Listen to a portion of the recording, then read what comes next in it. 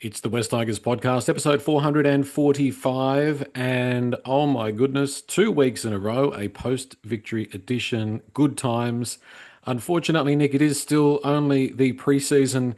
It would be lovely if we started the season with 2 wins. Wouldn't it be, Joel? Yeah, mate, it's unbelievable. I said to a few mates the last couple of days that I'm on top of the world and it doesn't get any better. So I'm quite happy to wrap up the season, to be honest. I'm Yeah. ready to go into an off season undefeated. Couldn't be any better. Josh is here as well. Josh, we're always ribbing Jordan about three in a row. So potentially that's on as far as I'm concerned, even though that first trial was mostly, younger kids and things like that. I think we're, heading towards three in a row. Look out, Cowboys. We definitely are heading towards three in a row. And, third game's at Leichhardt. It's at home for three in a row.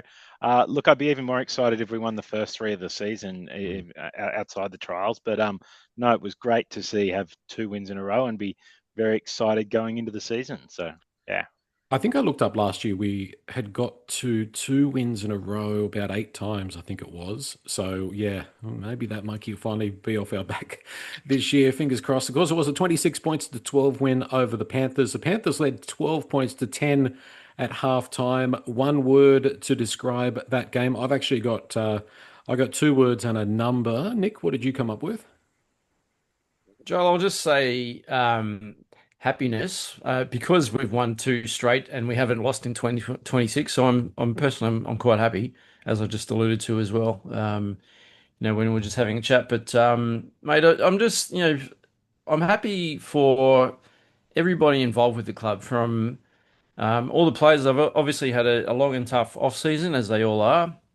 I'm happy for all of the fans. I don't know what the crowd number was that went out to Leichhardt. Mm, I was there, and I'm glad I went out. I took my 10-year-old boy, but I was really happy for him. And I tried to soften him up a little bit when we got there. I said, "Look, just remember it's a trial game." mm, I said, "We don't have to win. mm, The most important thing is we play well and we get through to 80 minutes with no injuries, because we mm. don't want any of our stars hurt for round two." Um, but as the game went on, he was on the edge of his seat, and we nudged in front there, towards the back end of the game, and he was saying to me, "Oh, I hope we win. I hope we win." So I've said it before. I think we've lost a generation of fans over the last Mm. 14 years. Even though it's a trial, and we've won two in a row, which is great. I just think they're little wins for the club as a whole and the fan base. So Yeah. I think it's really important. Obviously, I'm a lot happier winning two trials rather than losing two trials. I think that Mm. would be a stinking way to go into the regular season. But yeah, just happy, mate. Happier for everyone. Puts us in a good frame of minds. Don't have to worry about what's going to happen with the Tigers for the next couple of weeks. We can sit back and watch Yeah. Vegas and the rest of round one. So yeah, we've got a 2 week grace period. I'm going to make the most of it. Mm. And I mean, it is a slightly important thing, or it's a good thing after another difficult off season to have this little bit of joy. I mean, if we'd lost both games, probably most of us would be feeling pretty depressed about things. Josh, what was your one word? My one word was depth. What I've really been impressed by over the two trials is our first team was great in the first half, and we'll obviously dig into that. But I thought both week one and week two in the second half, the depth across lots of positions, especially in the forwards, I was so impressed with Mm, Murray, Mav Geyer. We were without Terrell, we were without Royce Hunt, we were without KPP, yeah. and it still looked like we had plenty of depth in the forwards. So and then in the backs, obviously, we'll get to the star performer. But also, I thought in the second half we had Andrews come on and 3 try assists. We had Luke Lally come on and he actually looked like a first grader. Yeah. Heath Mason even looked okay playing Mm, out in the centres. Maybe mm, that's a stretch. Maybe I was mm, just a bit too excited. mm. But no, it was Don't good get too depth caught across up the in the board. hype there, Yeah, Josh. it's Alex Seyfarth was amazing too, Josh. line speed. Alex Seyfarth's line speed. I was very impressed He with was, him. yeah, he But was good. that's probably it. But yeah, To be fair, he had a pretty good good game, depth. yeah, and Yeah. he got pretty. He got a good whack on his nose. And to his credit, he started to get the blood was starting to boil, but he held on to himself pretty well, I think, which was good. Or maybe an Alex of 3 years ago, I might have been sitting down, but so that was good. He's definitely becoming more of a senior player. I'll launch into the one word submissions from the West Tigers podcast forum right now. Actually, we'll do that. We'll get that out of the way and then we'll get to mine. London Tigers said Lomu. Makasini's run reminded him of Jonah Lomu at the 1995 Rugby World Cup. Natmac 78, behind. We came from behind to win both trials. Good to see a change in attitude and commitment. Snake's word was culture. Everybody looks on the same page and played right to the end. Peter A said ceiling. This group has a very high ceiling. Tiger Town SFS competitive. Tigersman depth. We look like we have reserves who will challenge for positions. Tigers do relief. No major injuries. Glimpses of potential. Some areas to improve, but we've got depth. Mac Tiger potent, both sides of the ball. Mickey B, fitness. I think we're 20% fitter than past seasons. This was mostly evident on our kick chase. I think that's an excellent point, Mickey B. Mike said depth as well. He said we have it. And Teddy S, cohesion. It seems it's here in spadefuls. I've got the number first, and that's the number 8. And that is what I liked was with 8 minutes to go and with the B grade teams on, the defensive resolve was still there, and I really thought that was great. We were going to win the game, but we didn't concede that try, and we really, dug in for each other there. So that was fantastic. I've also gone left, so 3 tries down that left side, and what a potent looking left side that is. But last week, Josh, you and I were talking a little bit about physicality, and I said, I hope that physicality is not my word, but it is my word in the positive sense. I thought we really matched it with a pretty close to full strength Penrith team. Is what we saw in that first 30 minutes what you were looking for and a sign of how far we've come, do you think? Joel, I think it is. I was really impressed, as you said, with the physicality. I thought the forwards, as I said before, missing a few stars. Our forwards really aimed up. They looked stronger. They looked quicker. We looked to be really winning the tackle, which even when we won last year, we didn't really look like we were actually winning the tackle. But on Friday night, we definitely looked like we were winning the tackle. I said last week I wanted a really good first 30 minutes, and I thought the team gave a great first 30 minutes. They were in the game. I think we were down 12-10 at half time, but but that's fine. And then I was hoping we'd run away with it in the end, and we did. So I was really impressed all night. But yeah, the physical strength, I think, against the Panthers and the defence I think at one stage early in the second half, the Penrith had 1 tackle in our 20. Yeah. That's incredible. That's like, even when we're doing well in games, usually it's kind of we're holding on, but we were keeping them from even getting into our 20, which I think was that was what really impressed me with the defence and the line speed across the board. The yin to that yang is our red zone attack. We'll talk about maybe a little bit later. But I'm going to stay with you, Josh, as well, because we did also mention last week, you brought the point, it's time for Fanua Pole to stand up. And we talk about physicality. I thought he was the difference. I know Makasini's, awesome display out on the wing, but I thought what Fanua brought was fantastic. Well, I thought I thought we'd cause some problems there, Joel, because he was dumped to the bench from the start, and after we talked about him having to own that first 20 minutes. But he came on and really, dominated in that front row. I think he made 1 error with the hands, but it's a trial. Yep. He made lots of meters. He was really strong. He was palming guys off. He was pushing them off. We asked him to stand up, and he stood up on Friday night. So I think got to be really happy with that. Hope that's a sign of things to come for Fanua. And, he resists all those urges to go and join Melbourne so he can play with his brother. What did you make of Nick? Obviously, we didn't get the chance to see Kai Pearce-Paul. I think we were all looking forward to it. But Bunty Afoa, first time in our colours, thought he stood up really well. Tell you what, he stands out. He's going to be a crowd favourite. He's a massive unit. He's so big. He's not just, big and broad, but his hair stands out as well. I'd love him to take his hair out of that little, elastic he had. He'd have the biggest afro I've seen since Guy Sebastian won Idol about 20 odd years ago. Yeah. And he's a really nice fella, Bunty. He actually came over and met a lot of the crowd after the game, and I got a photo with him and my son, which was fantastic. But look, he ran the ball really hard. I didn't see enough. I'd like to see more of him. I'm not sure what he's like in defence. I know that there must be a reason why he played a fair bit of cup last year, and I'm not sure if it was to do with his defence. But for the opportunity that he got, and I know he was going to get an opportunity with a Terrell or Kai Pearce-Paul in the team anyway. But I thought he looked pretty strong, so he Mm, certainly didn't look out of place, and I think he'll be a great addition to that forward depth this year. And just before you might throw to Josh on this one, but just talking about Kai Paul, really disappointed that he didn't play. I know mm, precautionary, bit of calf tightness, but he was the one of the main ones I really wanted to have a look at because I think that would have changed up our right edge a little mm. bit, especially in attack and defense as well. So I guess we'll have to wait for that, bit of eyes on that dimension for a few weeks' time. I thought the right edge was probably the area we struggled in that first half. Like Mm. we had Sione Fainu out there, and I think he's a middle. I don't think he's an edge player. The couple of times he was on an edge last year, he struggled, and he did miss a few tackles out there.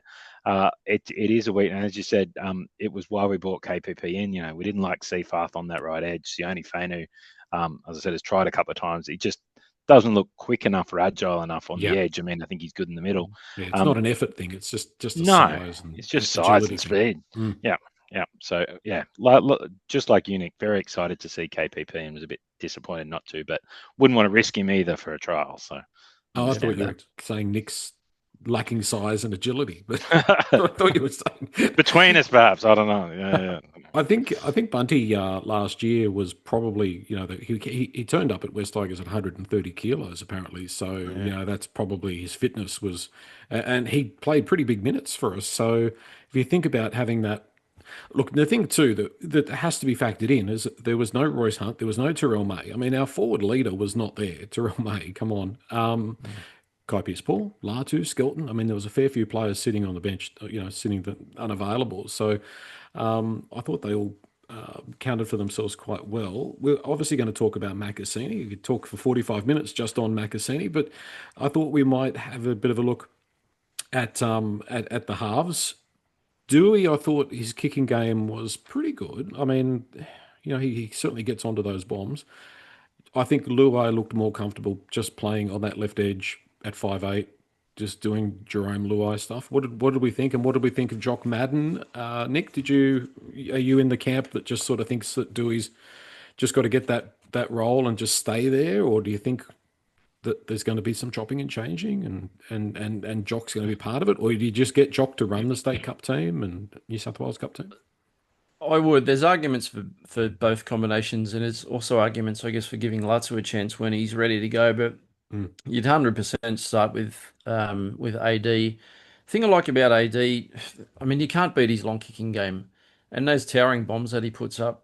I don't think we've got anyone else in the squad that can do that, and that's a real asset. It's not quite, but it's on the sort of path of a Matt Burton in yeah. terms of what he can do damage wise with his long kicking game.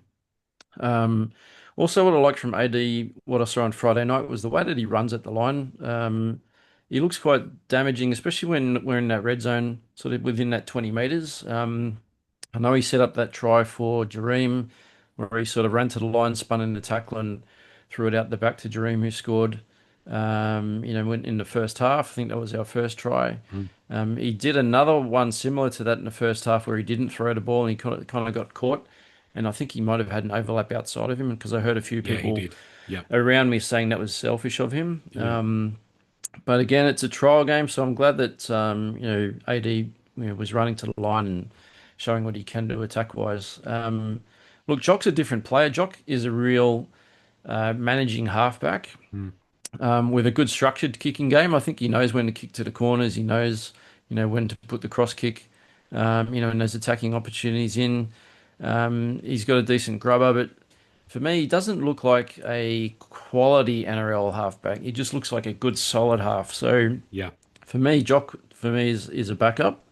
I'd run with AD, and I'd hope that Latu gets some opportunities during the year, even if it's off the bench to begin with. Mm. But I'd love to see Latu injected into some games as the season goes on, whether it's at 13, whether it's in the halves if he gets an opportunity. I don't know, but um, we've got some options, which is good, and that goes back to that conversation around depth, Mm. which has improved a lot in the last few years. 100%. Yeah, yeah. I think Josh with Dewey, he is primarily an attacking player. It feels like every time he gets the ball, he wants to sort of get us to a chance to score points. And I thought some of the stuff he did in the red zone was pretty good on that right edge. Big body and, pretty hard to tackle. But probably not that tactical side of the game that Jock Madden brings. Like it's an interesting dynamic, an interesting point that Nick makes. You could go for the more traditional halfback that steers us around the field, kicks to the corners, supports Jahream Bula in that way, or you've got a guy that's a attacking threat, big boot. Like they're very different, aren't they?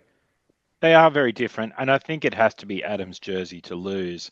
I think, as Nick said, he runs well, he kicks well, and he talks the team around the park well. Like Adam has personality, and in your halfback, you definitely need that. I'm a bit worried about those outside back, like on that right side with Toa and Taruva out there. They are strike Mhm. players. I don't think they're going to get a lot of strike ball this year. It's the Yeah. problem outside Adam. Um, Madden, I think the teams that win the comps often or are in the finals or top four often have a great backup halfback. And I think so having Jock there is, really important for the club. If someone does go down, he's there and come in and steer the ship.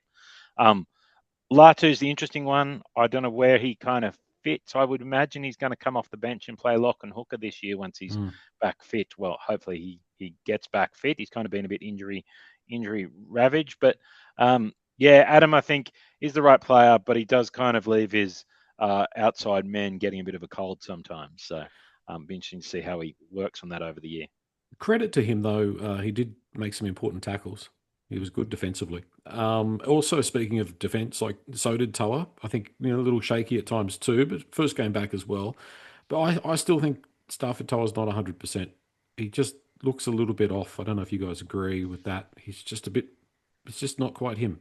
We had that Uh, arm taped up still Mm, from top to bottom. Like, I mean, mm. if you're doing well, that's a lot of tape for a guy who's okay. So, yeah, it'd be interesting. I mean, I think they kind of decided not to operate and let it recover. But, um, it is in the high pressure of an NRL season. If you're coming in with an injury to start the year, that makes it a long year. yeah, Mm. 100%. Yeah, you want to play Stafford at his best. When he's at his best, he's damaging. He's Mm. as damaging a ball runner and the outside backs as most. Well, he's up there in that top percentile, right, of outside backs when he's at his best. So he is an asset. Yeah, hopefully he can get. I don't know where he's at fitness wise or in terms of health wise with the way he's feeling, but hopefully he's good to go. I mean, he played. I don't know how many minutes he played. Did he come off at all in the second half? Yeah, he only played the first Well, half. Heath came First, on. yeah, Yeah, Heath yeah. came on. yeah, Yeah. yeah. So anyway, hopefully he's good to go. Come Cowboys game, we'll see how it goes. Mm.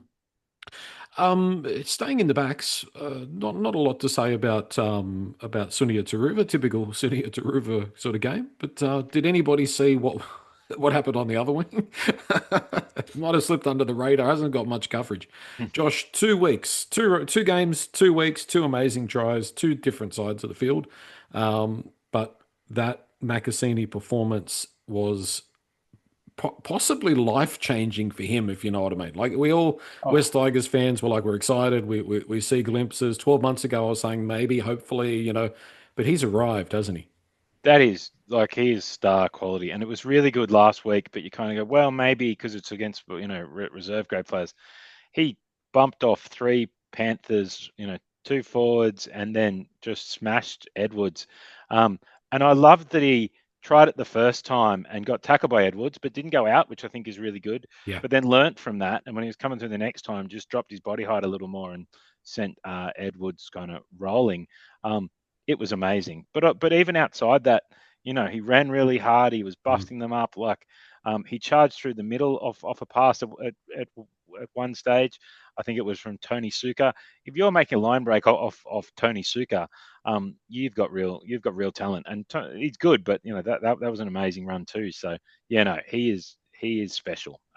The next Jonah Lomu, I saw a few times mentioned. So Oh, he's yeah, still only bloody 18. What's he going yeah, to be like when he's 22?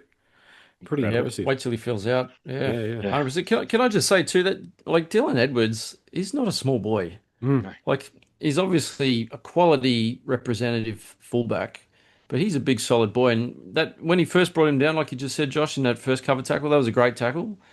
But for Makasini to back himself and do it again, and maybe put himself in a slightly different position physically to be able to bump him off, that was And he'd fended off a couple of defenders before he even got to Edwards that second time to score that try. And even to evade Cleary at the end and the dive, that finishing ability that he put on that try, that was that was unbelievable. Like I fell in love with Heamasi Makasini Mm. when he scored that try. So Makasini, I'm very sorry, mate. I'm an old man, but and I'm married to a woman, but man crush incoming, big time. Unbelievable player, very special boy. You've dropped I don't think you're alone there, Nick. I think there's quite a few of us. you've dropped Sam Fainu like a bad habit. Oh, now it's all the Hamasi Sam who? Makasini. Is he the most exciting junior since James Tedesco to play for the West Tigers? Obviously, that's a bit of a free kick, maybe against Galvin, but like, is that the way we feel? I think he's world class. Yes, yes, For no me, doubt. yeah, yeah. I can't think. Look, Galvin was different being a playmaker. Hamasi is just a massive 18-year-old as a human being with so much. Well, he's got so much growth physically in him. And then as he grows physically, he's not going to lose his speed over the next few years. He's just going to Mm, be, what can he be? He could be anything. And those comparisons to Jonah Lomu, I've heard that as well. I've heard him yeah. being likened to Iaki Mm. and he's damaging best too. Look, he's only just Takiri, walked. yeah. Yeah, to Curie, he's only just entered the stage. So, Mm. it's very, very early. But based on what we all saw on Friday night, I don't think you could, say anything negative about him being picked for, round two or our first game against Cowboys. Well, I think that left it. Sorry, Joel. I was I just going to think say that over the off season. Sorry, Josh. Over the off season, a couple of times we discussed whether, do we not pick him, ease him in. But now he's kind of like he'd be just about the first back picked for round two. Yep. Go, Josh. and he's on that left edge. Like he's going to have a great season because he's outside Mm, Jahream Bula, he's outside Sam Fainu, he's outside Taylor May. yeah. That's an exceptional left edge if you add um, Hamasi there. And what a debut season, kind of running outside those guys. It could be an amazing year for him, and as you said, kind of set him up to be to be the next big star. So Mm. really excited about that edge. So. What about the fullback? I still don't know about Jahream Bula at times, Nick. What's your feelings on him? I'm going to lay off Jahream. I've heard a lot of negative stuff targeted to Jahream after Friday night. I wonder if there's just a lot of emotion at the moment with the whole, will he sign? Is he going elsewhere? Sort of scandal. Who's his management company? Blah blah blah.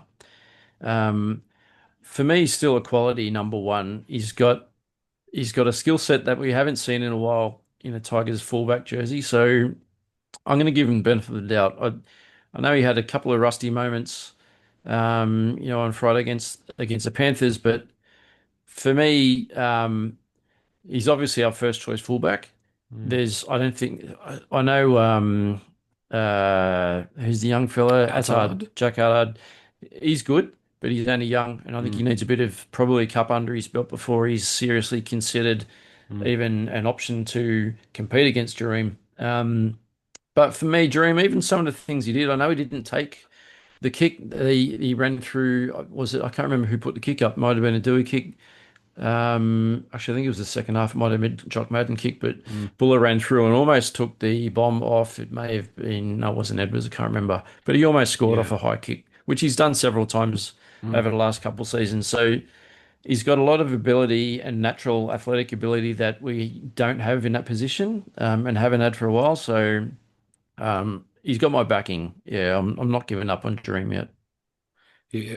I think the thing, if you think about one word, like we've known Buller for a couple of years now, and if you said to me, I want you to describe Jahream Buller in one word, Josh, I think that the term casual comes to mind. Is he like sometimes he looks disinterested, he looks tuned out, like he's not there all the time. And then he has those games like he did I think it was in Newcastle earlier last year where he just blitzed it and it's there, but it's not consistent. I think it's just the way he runs. Like he Mm, looks, it's kind of this loping kind of, so it loping. looks almost like he is casual. I'm a huge Buller fan, and I think even on Friday night, as Nick said, there was some good moments. It is a trial, he's a fullback, he's a bit rusty. But our defense, a big part of a fullback's game is kind of lining up your defense and keeping those numbers organized. When they let in two tries in 50 minutes against the Panthers. So he was doing something right in that. The kick that went up, like, it's hard when you're at a standing point, but I kind of just think it's a trial. Like, if I look around some of the other teams, some of those star players who know they're guaranteed a spot are just out there for a run. They don't necessarily have wow games in the trials. Yeah, I thought he was solid enough. Maybe he was a bit relaxed, but that's okay because it's a trial. Hopefully he blows them away. But I'm a big Jahream Bula fan. So. And you touched on that, Josh, about his running style, and I've said that before on a previous pod that he's just a natural athlete. Like when he is at top speed or getting to top speed, his head doesn't move up and down. He's almost levitating across the field. He looks like he's got time, and I think because he's such a naturally gifted athlete, it does make him look sometimes a bit slower than what he actually is, and maybe that's being perceived as lazy. Um, Other amazing players in the game, we saw a bit of it for 32 minutes, at least Nathan Cleary. When he plays at halfback, he just looks like he's got so much time because he can slow the game down around him. Like, great or good players seem to have more time to, be able to do what they want to do. So I'm not putting Jahream Bula in the same class as Nathan Cleary. I'm just saying that I think he's a very naturally gifted athlete, and I think he's got a hell of a lot of potential. He's still only young, but I think that he definitely raised the ceiling last year in terms of where he went as a fullback, and I think he can go higher again this season. So come on, Tigers, just get the deal done. Or Jahream, put your finger out of your butt. I don't know what it is, but we just got to get that wrapped up so we can get on with it.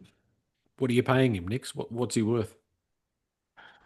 It's a very good question because what's he on this year? He's on the 850 or 900? Like, it's pretty high, isn't it? So, I mean, if you bring the number down, he's probably going to leave, knowing what Isaac Moses is like. But to be honest, he's a quality fullback, so he's probably going to be up over 800, 850 anyway. So, how much have we got in the cap? I don't know. I don't know where we're at financially. I have to speak to the financial advisor first. Well, Josh is clearly a massive fan, so he's just going to write him a blank check. Is that right? Look, Keanu Kinney got almost $1 million at the Gold Coast, and I'd rate Bula above him moving forward. So, look, I just want him to get the deal done. I think, if it's 950,000 versus 975 or something like that, like 50 grand, you can shave that off about, you pay a little bit less to your third reserve lock or, something like that. Or, pay a bit extra this year now that Jack Bird's gone. Find a way to get it done and get it done. I do wonder though if it is playing on his mind. I mean that is that is definitely a long time. Yeah, it has dragged on. So hopefully it's done before the season starts. Otherwise, that could become a story that kind of gets in the papers, gets in everyone's head, kind of causes problems. So I think if you looked at some data of NRL negotiations, the longer they go on, the less likely they are to stay with the club that they're with. Well, the big concern is too, like if you look at our spine, Bula and Luai, half our spine, aren't on contract in 2027. Like, I know they have options and whatever, but at the moment, we only have Doueihi and Appy for 2027. So it could be one of those things. Let's touch wood. Let's hope not. But the quicker that all gets sorted and the less we have to talk about it, the better. It's a bit of a Austin Powers, I like to live dangerously kind of. Romy's not going anywhere. Yeah. Romy's not going in. He's just gone and bought tiger print headgear. Did you see his headgear? That looked pretty cool. Black and orange stripes. Yep. One other back that I thought we'd have a quick chat about because really there's not a lot to talk about. Patrick Herbert, he got a fair bit of game time. Josh, it was the same as last week. It was okay, but not flashy. Yeah, it was okay, but not flashy. That's probably where he is. I did see someone mention it, and it does make sense. He hasn't played since 2023. That's 3 years since he's played an NRL game. He's been playing a bit of local footy, but that is a long time to get back up to that level. So I'll give him a pass. He'll go and play some cup for a few weeks. As you said, it was solid. It wasn't flashy. I did hear they mention on commentary that when he was in the NRL, he was the strongest bloke in the NRL. So I was surprised by that. But look, it was solid and it wasn't flashy. But perhaps that's what we can afford and what we're after in the back. So That's what you reserves. want from your backups is Yeah. reliability. Yeah. Yeah. Okay. What about the 13 jersey? Alex Twal has cemented, welded, glued himself into that 13 jersey to start the season. You'd be pretty shocked, Nick, if he's not at 13. I'd pick him. Yeah, I love Twiley. I think he improved a lot last year, and I think he'll improve a lot more this year as well. So Mm. I thought he was pretty strong the other I thought he night. was good. Yeah. Yeah, I mean, we all know what he's like defensively, but I think he's adding a little bit to his game attacking wise too. So I know he's got Mm. a reasonable offload and passing game now. He's got a little bit of a swerve and a little bit of footwork here and there. So yeah, he'll be 13. And I guess there's always options with an extended bench too. You can bring someone like Lasu onto the bench when he's fully fit and ready to go. Mm. Um, or even slide Jock in, if you wanted an extra playmaker, and Twally could always go back into that prop rotation. But yeah, I'd 100% be starting with Twally at 13. Josh is on the same page. Yeah, 100%. What I do notice too is you just couldn't put him down on Friday night. Like I Mm. think every play the ball, he ended up standing at the end of the Standing. tackle. Like, Mm. he was so strong, and he did chase down that kick. I mean, Mm. he showed actual speed, which is probably the first time I've seen that from Alex Twal. So no, I think Alex Twal is the 13. Lock it in. So Mm. Lock yeah, it in, for want of a better term. yeah. Okay, so if you've got Twal at 13, then you've got, you're probably looking at a combination or a race. Sorry, not a combination, a race, very much a race, because there's probably only room for one. Seyfarth, Gaia, Murray, Suka on the bench. Who do you think gets that spot? I thought Maverick Guy was really good. I think Go, Seyfarth Josh. will get the spot because I think he's got the experience. He's the player who's been playing. He can play middle and edge. So I think he will get the spot to start the year. But I thought Guy was really impressive coming on coming on for kind of 20, 25 minutes. I thought Murray, like he's like an off season has made a world of difference to him. Like He's looking good. Mm. he looked like and I think you could perhaps play him, especially with Latu out. You could perhaps have both of them on the bench, and he could come on and like he came on last year and played a little bit of hooker. He could kind of come on and play 15 minutes in Mm. hooker for Appy. So maybe you can have those two on the bench. I think Guy was impressive. As I said at the start, it's all about depth. Like I thought they were all impressive, especially in that kind of middle grouping there. So Yeah. I don't think we have a bad option, but I think it'll be Seafarth to start the year. Mm. I think that's where Benji will go. It's not sure where I'd go, but I think that's where Benji will go. Yeah, he's not overly adaptable, but he's experienced, Nick. Yeah, I agree. Yep. Yeah, 100% agree. I'd have Seyfarth.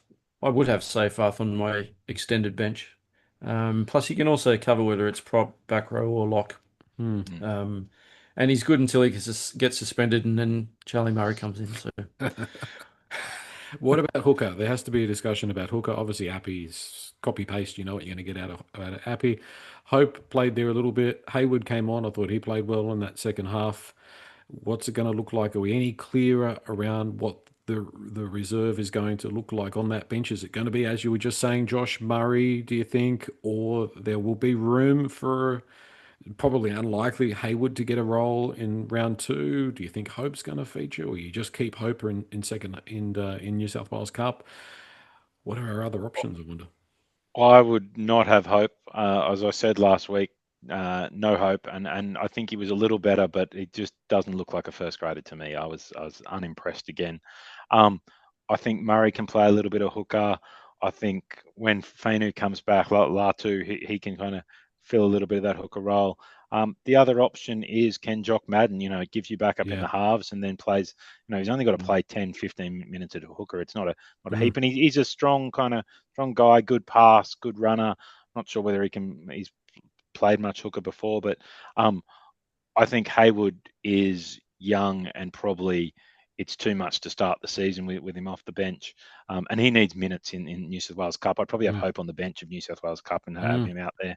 Mm.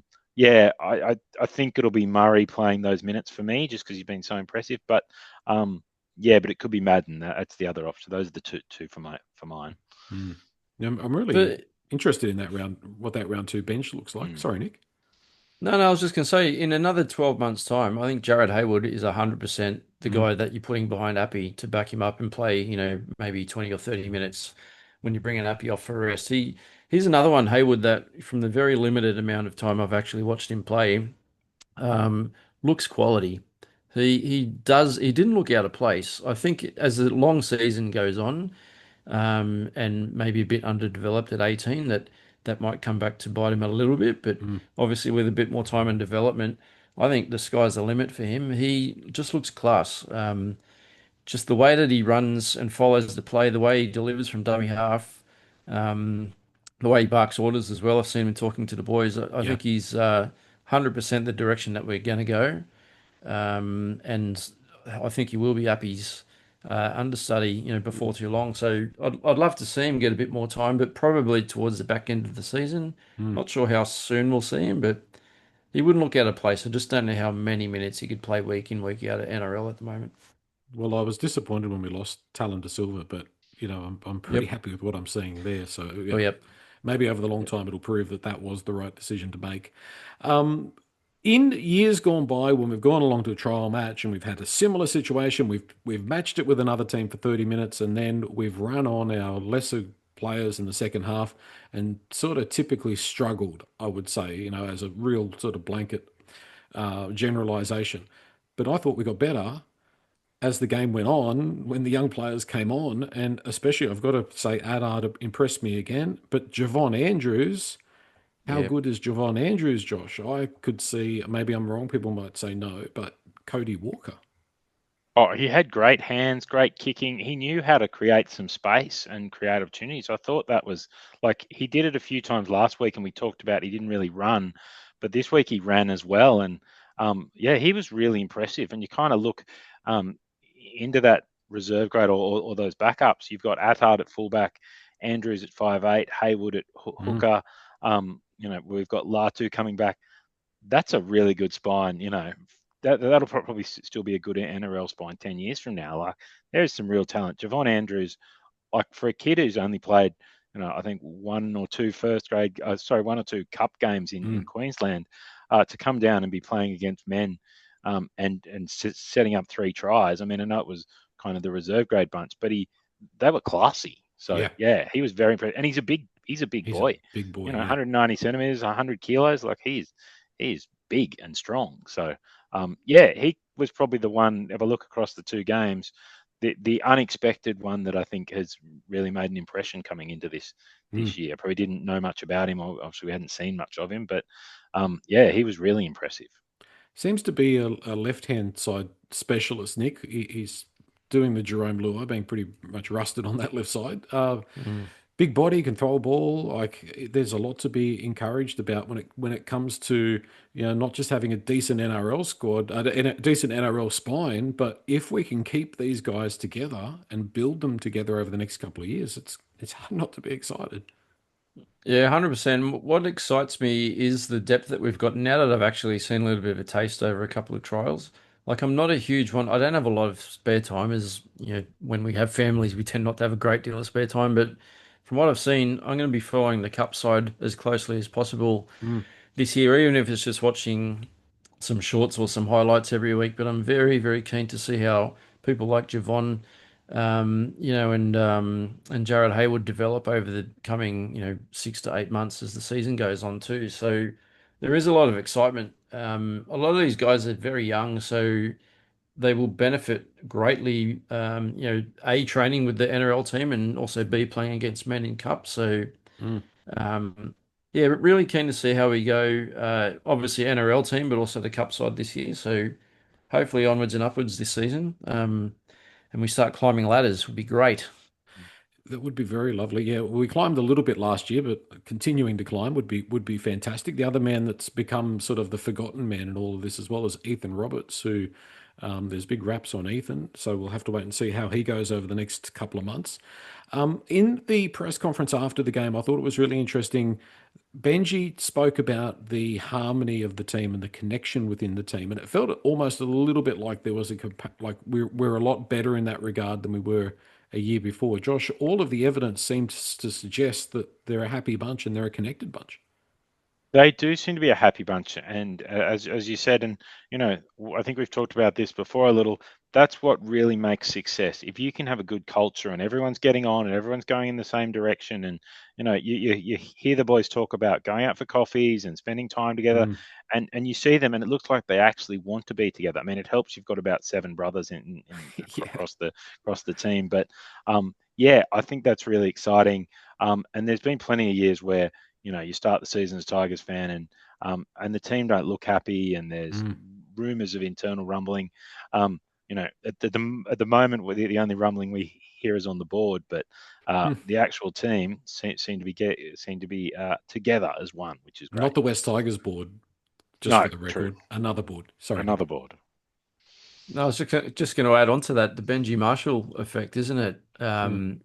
Ben, so many of the players have spoken about, why they came to the club and, because of Benji and because of his values and just the aura that he has about him. And it's true. Like, I think it would have been, I think we probably developed a really strong bonds towards the back half of last year after the Galvin saga Yeah. happened when he left. And, the poo at the fan and we were kind of unstable for about 4 to 6 weeks, and we lost a lot of games. But the boys really gelled together and Mm. came home strong. But now that we've had the full off season, I think the only real stinking thing that's going on is what's going on with Jahream Bula at the Yeah. moment. But um, Jahream doesn't publicly come out and show any signs that he wants to leave. So um, I'm I don't want to get into Dream again, but just on Benji, I think he is the glue for this club.